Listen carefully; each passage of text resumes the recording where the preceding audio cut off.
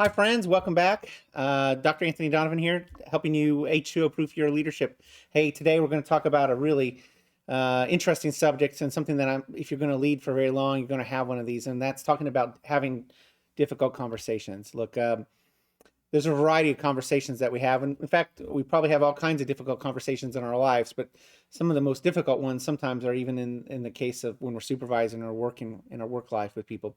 And so I want to spend a little bit of time today with you just talking about that. And look, I'm not here to offer you the definitive answer on how to handle every difficult conversation, but I want to give you some things that I would think will help make your conversations a little bit more successful for yourself when you have them. Here's the thing: you're going to inevitably have a difficult conversation. In fact, some of the more regular ones like that you're going to run into are pretty commonplace in the workforce. Some of the things that I find some of the most difficult conversations I've had as a supervisor are when I'm firing someone. That's not something I've ever looked forward to. I've done it a lot, and I won't tell you that I like it anymore. I've gotten a little better at it, but it's always difficult, especially when you know maybe it's the person's a good person, but maybe not necessarily what they've done is warrants them being continue to stay with you, or maybe it's just a hard situation that there's only one answer for, which is to let them go. Sometimes I find that when you're working with employees, occasionally you'll run into hygiene issues with someone, and those are really difficult because they're really personal in nature, and maybe you yourself don't you're not trying to make it personal, but the way people hear it is it's just deeply a personal sort of issue, and can be really tough, especially when you start mixing the dynamics of gender in that as well. And then there's just performance issues. We've talked a lot about how to manage people well and their performances, but sometimes those conversations are just really difficult, and they can be tough. And then I think some of the toughest conversations that you have is when you're having to talk with somebody about something that you don't necessarily agree with, but you're asked to do it in the role that you're in, and those can be really difficult because while you may not personally agree with them, you're asked to do your job in the role that you are, and it can be really tough to not let your feelings about that seep in and overtake that, and it becomes really difficult. Look, I think if you're going to take anything away from what we're going to talk about today, I want you to think about two things. These, I think, are the two most important things that I could tell you today about difficult conversations. The first one of those is this, and I really believe this, seen it time and time again, but I find that most difficult conversations are usually the result of missed opportunities for easier conversations earlier. Let me say that again. Most difficult conversations are usually the result of a missed opportunity for an easier conversation earlier. Think about this. Let's just take this in our personal life, right? How many times have you had an opportunity where you avoided having a conversation with somebody that was important to you, and you just decided, well, it was just you weren't going to do it because you weren't ready to deal with it, or maybe it was just going to be hard, and just starts to grow and snowball, and then you have that conversation later, and it's extremely difficult, and you start to wish that maybe I should have said this earlier, or maybe you've even had that conversation with someone in the midst of it, a difficult conversation. Their answer to you is, "I wish you had told me this sooner." Um, I really think that a lot of us we do things to naturally human nature to protect ourselves and to avoid difficult conversations, and so we often miss out on those opportunities that are easier because sometimes it's just almost too easy to avoid the conversation. But it's important to remember that those tend to snowball and build on top of each other to the point that you're left with a really, really difficult conversation because you missed it. Sometimes something that you could say easier to an employee, say something, maybe let's just say an issue of performance, and you've watched it, and what happens is not only does the issue continue to go on, and maybe it has a bigger consequence this time, but your feelings about it, of the sort of tapped or unreleased sort of frustration that you might have with that person, sometimes creeps out into your conversations as well. And so not only are you not able to have a conversation about this difficult issue, but your feelings and your frustrations from all this time that has gone by where you didn't even say it, or maybe you did, but you didn't say it well enough or in a way that that person could hear. and your frustration just comes out, and it adds to the complexity and the difficulty of those conversations. So sometimes it's really important to pay attention to those opportunities where this conversation, even though it may be unpleasant or may be difficult, will be much more difficult later if I don't do it. And so I want to encourage you to think about those times when maybe an easier conversation could be had if I simply did it, and also if it was just simply done earlier. Number two, and I think this is the cardinal rule with to deal with difficult conversations. Look, some of the hardest parts, some of the things that make a conversation difficult is our feelings about it. Sometimes we know that we should have done it earlier, we could have done it earlier, maybe we could have said something easier to somebody. Sometimes we worry about how we're going to say those things to a person, or how they're going to take it, or how they're going to react. Sometimes we worry about how we're going to be able to be friends with this person afterwards, or how we're going to be able to work with them potentially. But those are sometimes, I think, the things that really derail us when we start focusing in on the things that we don't necessarily control, and we don't focus in on how we act in those situations. So I really think that it's really important to remember in these kinds of situations when you're having a difficult conversation that you only can control the way you act and feel about a situation. So you want to strive to conduct yourself in a way that you can be proud of. I think that's really important. Um, I, you only get those, sometimes with those difficult conversations, you only get one chance, and you don't want to be wrong in that situation, that moment. You don't want to be the least version of yourself. You want to be the best version of yourself. So you want to make sure that you control yourself, your conduct, and you react to it the way. There have been times where I've had to do some really hard conversations with some people and have not gone really well with the person. But throughout, I was trying really hard to be the best version of myself, and try to make sure that I could be proud of how I acted in that situation, even if someone else acted really badly. I've had some really interesting stories where I was letting a person go one time, and they locked themselves in my bathroom for about 8 hours and just wailed and cried for 8 hours until finally the police helped me get the person out of the bathroom.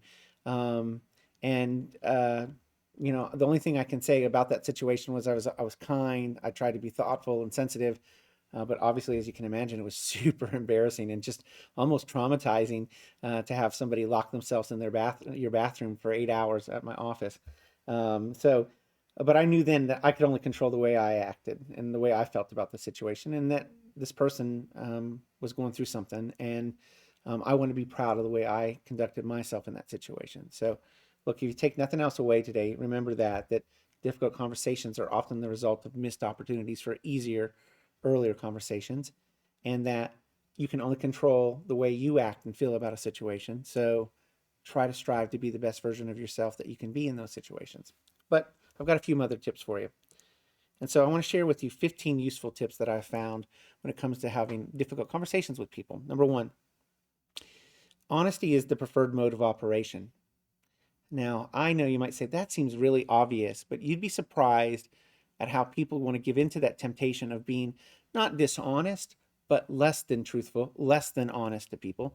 And I'm not talking about being brutally honest to hurt people, but people deserve your truthfulness, your honesty with them. I think you find that when people detect that you're not being honest with them, it immediately has things go downhill really quickly. You don't want to be in a situation where you haven't been as forthcoming and as honest as you need to be. Partly, I think most people choose this because they're a little bit nervous. They're a little bit afraid. They're worried about how someone's going to react.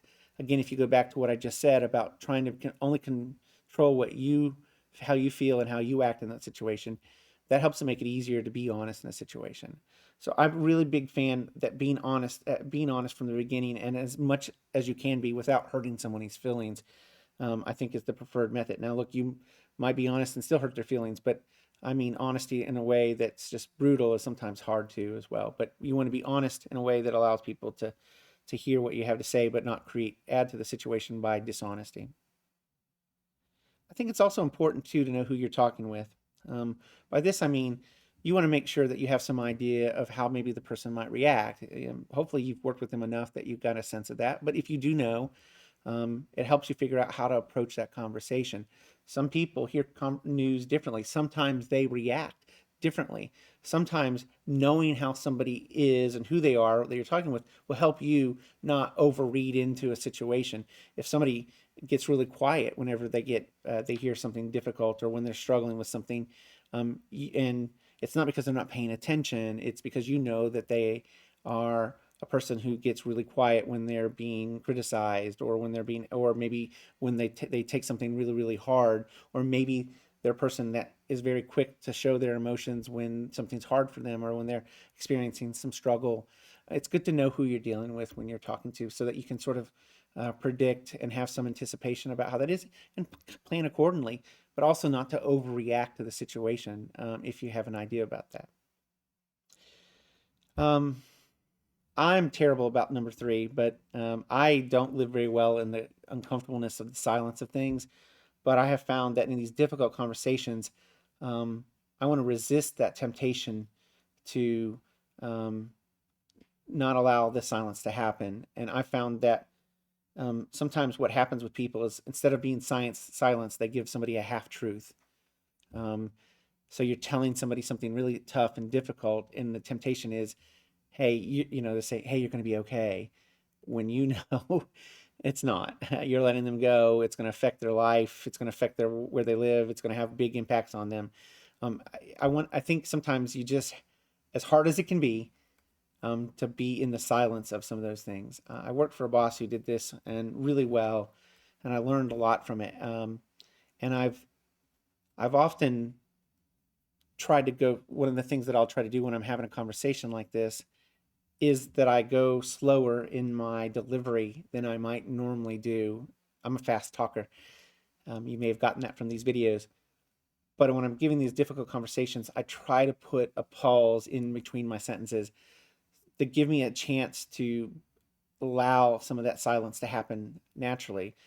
Also, to make sure that I don't fill that space.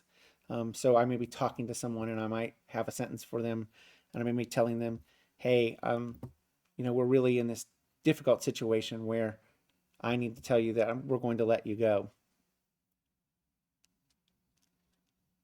Pause. Let that moment sit there for a bit.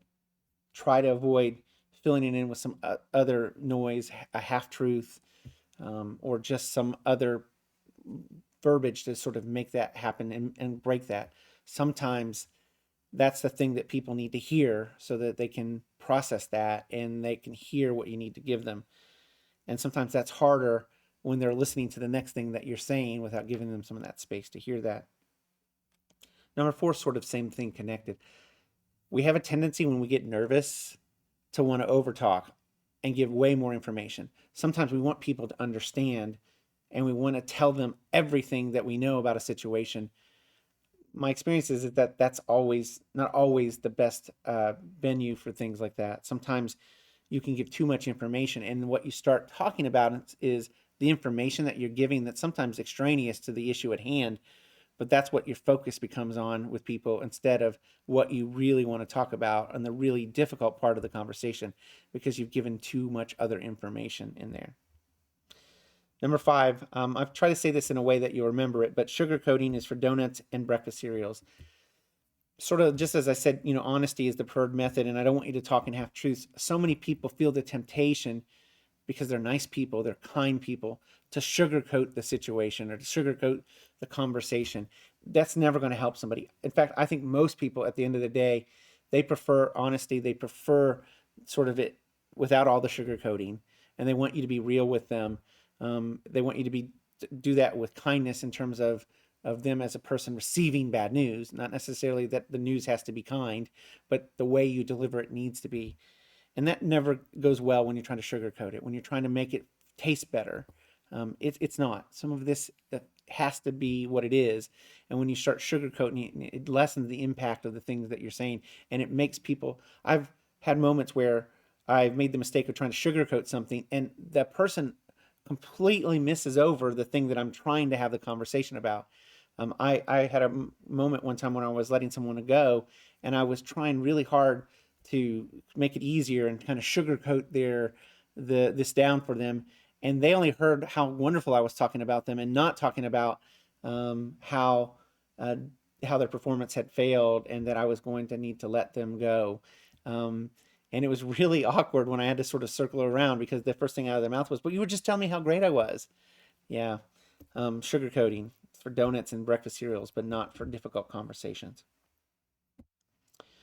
Number six, there's a couple details here, and this is changing rapidly, and I think this probably changed particularly from recent issues with the pandemic and things and the nature of the way people work. So I've tried to kind of give it a bit of a modification. But whenever you're having a difficult conversation, if you have the ability to control the setting, you want to try to do that as much as you possibly can. There's some advantages, if you will, home field turf, if you will, home field advantage for you. So if you're able to, you want to have that conversation, I think, take place in a place that you have some control over, and you want it to be in person, if you can. I mean, it's not to say that you can't have difficult conversations through some electronic mediums. We do. Lots of people do that. But if you had a preference, think about the golden rule, do unto others as you had done unto you. If you were receiving that kind of difficult conversation and bad news, would you want to get it in person from somebody? I think most of us would rather have those difficult conversations in person. The other things that are good about that is that it gives you the ability to sort of look at people's body language and see how they're doing, and maybe it gives you some sense of how they're hearing the things that you're giving them. Are they taking it in? Are they understanding that? Or are they really struggling and they're in need of help, and they need some assistance, even though you're giving someone bad and difficult news or having difficult conversation, you still want to be a person that cares and shows kindness to people, especially if this is a situation where you're going to continue to work with this person.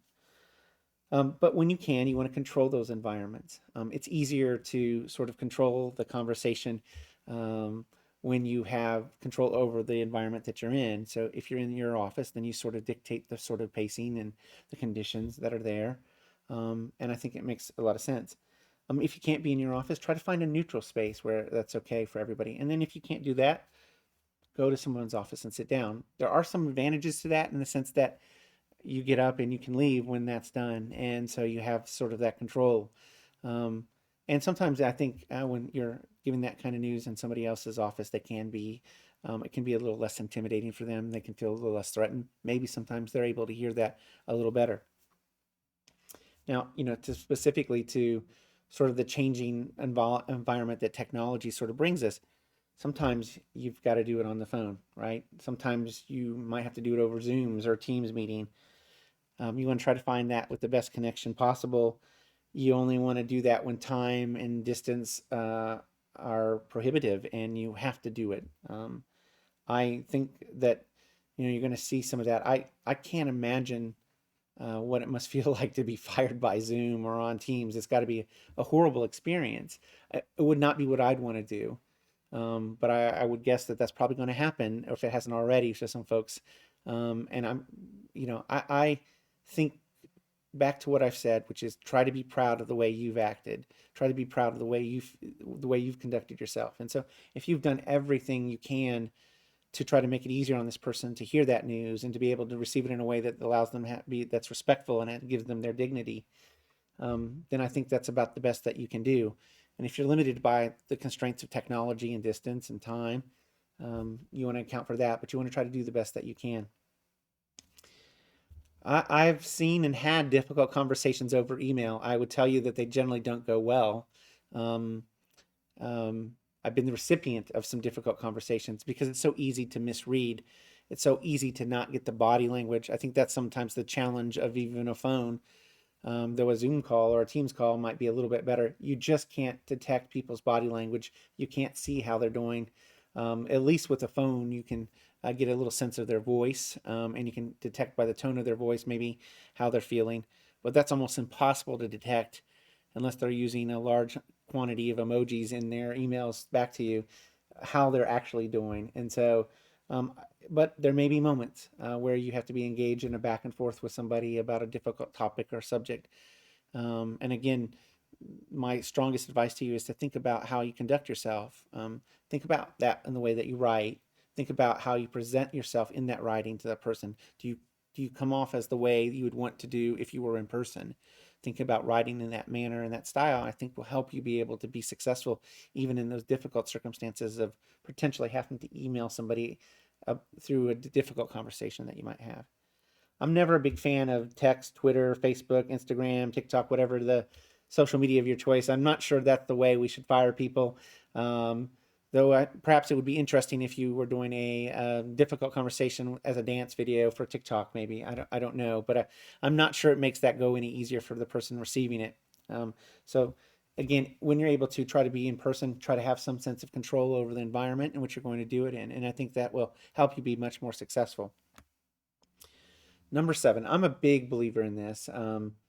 Whenever I have to have a really difficult conversation, I try to script it out if I can possibly. I want to have my talking points. I want to try to stick to them as much as possible. Sometimes, when you ever get a difficult conversation, the first thing people are going to want every concrete example of why this is the case, especially when you're talking about performance issues. You may be hard pressed to be able to give an example for every single instance.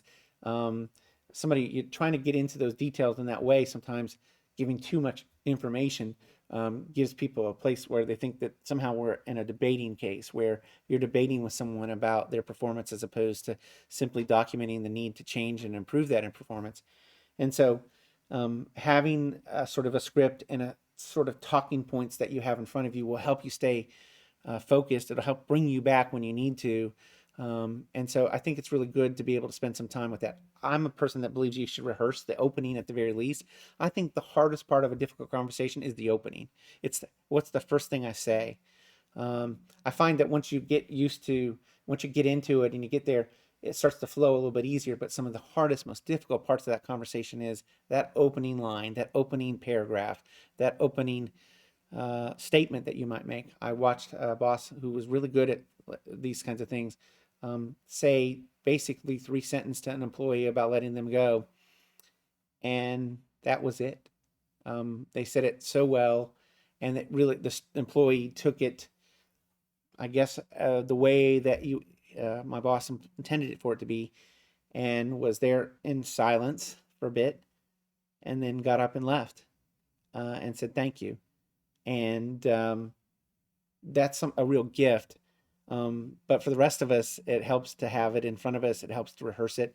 Sometimes when I'm having a particularly challenging moment to try to figure out how to open up with somebody, how to have the beginning with that, sometimes I will take another person that's connected to it and I'll rehearse that with them. I'll say, hey, here's what I'm thinking about leading with. This is how I'm thinking about going about this. I think when you can do that, I think, it's just like the practice makes perfect. And so, if you're struggling with the words and saying them once sometimes helps you say them a second time better.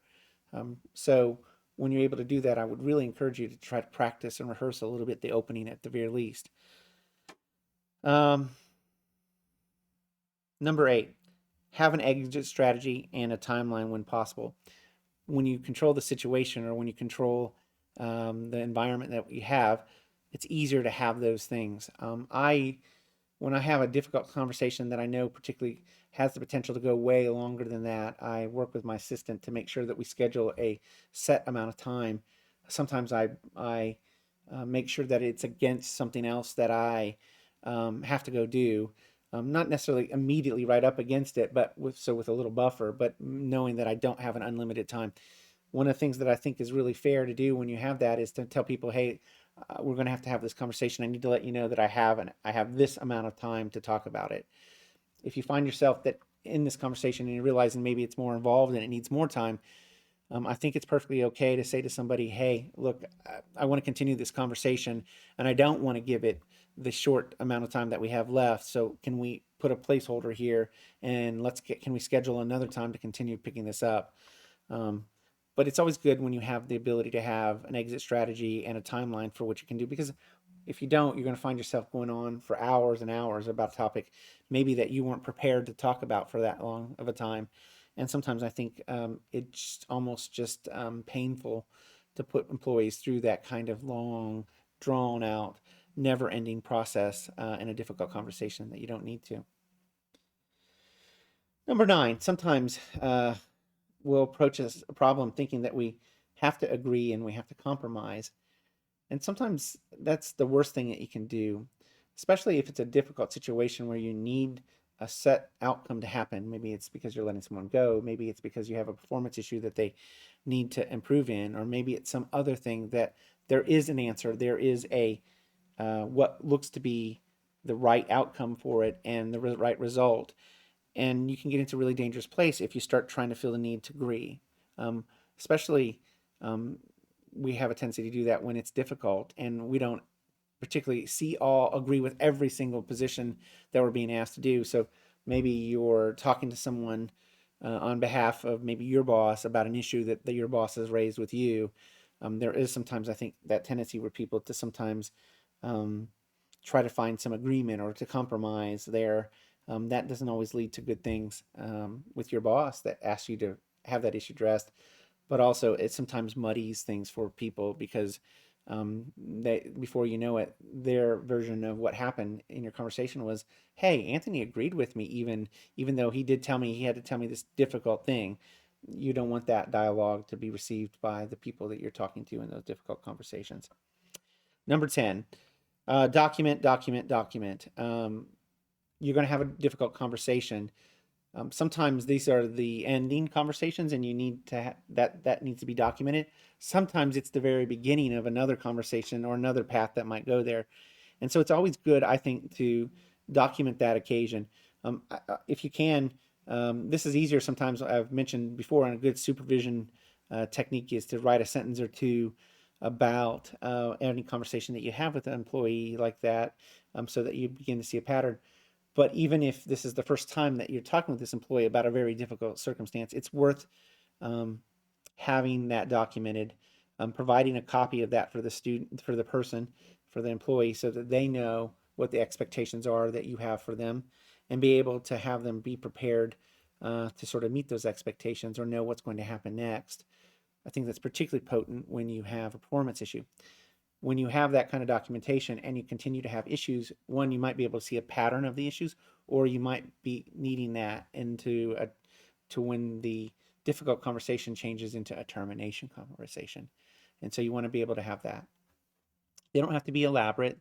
They can be really simple. You want it to be honest. You want it to be reflect accurately a summary of the conversation. It doesn't need to have every detail of your conversation either, but the ones that are the most salient points that you needed to make sure. That's why scripting it out a little bit ahead of time and having some talking points to work from often make that letter a lot easier. If you talk to us about other things you've been to seeing someone ever, this is one of my favorite things to talk about. But if you're having a difficult conversation where you're expecting someone's performance to improve, you really need to understand that improvement should happen immediately and it should be obvious. And we want you to be able to do that. And when you're having that difficult conversation, make sure that conversation includes the need for that improvement to be immediate and obvious, and make sure that people that's articulated well and that they understand that expectation from you from that conversation. I'm kind of bad about this sometimes. The uncomfortableness of the situation makes me want to be witty or maybe funny, um, or maybe sometimes somebody's pushing back on you and it pushes a button on you. But a difficult conversation is not the place to be witty or to show your sharp tongue. It generally takes things off in a bad direction. I'm going to just offer that from experience where sometimes you don't mean something to be funny in a mean way, but it comes across that way, and people fixate on the thing that you said. I've sometimes had, for lack of a better word, an epiphany about somebody's performance in the middle of having a really difficult conversation. And I would maybe call this a bonus tip here, but if you happen to have epiphanies while you're talking to people, it's probably not always the wisest idea to verbalize them out loud, because just because you see it or you get it right then does not mean that the person receiving it does. And so I've derailed a conversation or two by sharing my epiphany while I'm having that conversation sometimes. Some people would tell you you should never apologize when you're having a difficult conversation. I'm not of that camp. I think you should apologize for things, but I think you want to do it cautiously, and I think you want to know what you're apologizing for. It's perfectly okay to say to somebody, "I'm sorry that this is so hard for you." That's different than saying, "I'm sorry I'm firing you," or "I'm sorry that you need to improve here. No, I think you can say, I'm sorry that this is going to be a lot of extra work for you to be able to achieve this and to make those improvements. But I'm thankful that you're able to do it or that you're willing to commit to it. It's okay to apologize, but you just want to be really clear about why you're apologizing so that people they don't hear it. I think that's also a reason why you want to be really careful when you're apologizing. I think you want to make sure that you make it distinct away from other things that you're talking about. Make a hard break for it before you say that so that they know, they don't confuse the apologies for whatever you were talking about earlier that you're trying to get them to understand, and that you're really talking about how they feel, maybe how they're perceiving it, or something else there. But you want to be careful about how you apologize. Number 14, timing does have an effect. You may have heard people talking about other places like when to fire somebody or when to tell them bad news. And I'm not sure all of that's perfectly for everybody, but you hear people say, oh, we should always tell people bad news on a Friday at the end of the day. I think there might be some wisdom to all that, but I think timing does matter. I think it's sometimes cruel to ask something of somebody first thing in the morning, maybe, and that they're going to take it really hard, and they're going to have to be here all day and suffer through that. Sometimes it's easier to be able to have a difficult conversation that's going to be really hard and difficult for somebody to maybe handle, and maybe it's going to create a very unemotional moment for them. It's sometimes easier to do that in a place where you can be respectful of their needs and be respectful of how they might receive that. So waiting to the end of the day to do that before you give it to them there. I've tried really hard not to tell people, hey, I need to have a conversation with you at the end of a day, and make them sit and squirm until the very next day when they can do that, because then they spend their whole entire time wondering about it and thinking, what have I done wrong, and just all the possibilities. And so again, sort of thinking about how do you want to be treated if you were in that same situation, I think is a good guide to helping people be successful there. But the timing of things and when you do can matter, and it can have a big effect on how people take things and receive them the way you want them to. And then finally, I would offer you the Kenny Rogers rule. And I think this is such a good encompassing rule for so many things, which is, if you understand the gambler, good old Kenny Rogers, you have to know when to hold them, you have to know when to fold them, you have to know when to walk away, you have to know when to run. And as the gambler says, you never count your money until the dealing is done. And I think this means so much in terms of, hits on so many topics and important concepts in difficult conversations. Sometimes you do need to know how to hold your tongue, maybe hold what you need to say, maybe not reveal everything that you know. Sometimes you need to know when to fold. Sometimes you need to know that this conversation is done and that their argument, the difficulty of that is not going to change, and the person's perception of what's going on here is not going to change, and you have to fold that. Sometimes you have to walk away from things, and you have to know that, look, I've done the best that I can. I'm not able to change their mind or convince them of the need of this, and I'm going to have to walk away.